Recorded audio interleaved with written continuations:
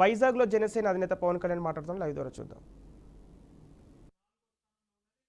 వీళ్ళందరూ పాపం కూర్చొని మనకి తెనాలి దగ్గర బాపట్లలో పాపం అమర్నాథ్ని జగన్ కింద చిన్న దెబ్బ తగిలితే చిన్న ప్లాస్టర్ వేసుకొని ఇట్లా ముఖమంతా నల్లటి మేకప్ వేసుకొని ఇలా దిగులుగా కూర్చున్నాడు, కొంపలు మునిగిపోయినట్టు. ఓకే, నేను కాదంట్లా, నిజంగా చేశారో ఏం చేశారో జరిగింది.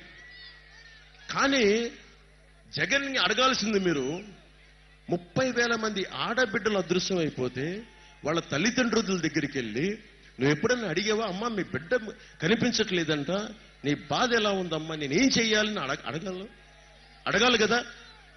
అరే కన్నీరు తొడవని అధికారం ఎందుకు?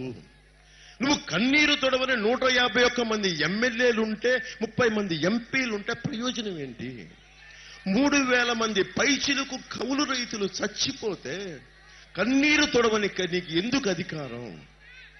అంటే నువ్వు కూర్చొని రాజ్యాలు చేయడానికా, ఇబ్బంది పెట్టడానికా, భయపెట్టడానికా? వైఎస్ జగన్ ఒకటే తెలుసుకోవాలి, వైసీపీ గుండాలు ఒకటే తెలుసుకోవాలి.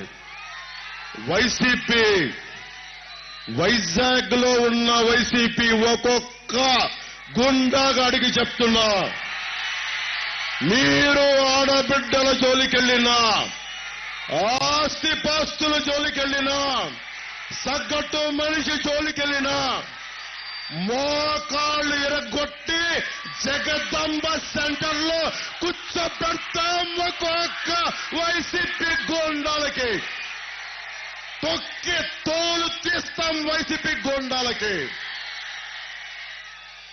జమ్ జమ్మల్ మార్రి కళ్ళ జరిగిన విప్లవ స్ఫూర్తిని గుండెల్లో నింపుకున్న వాళ్ళని జాగ్రత్త.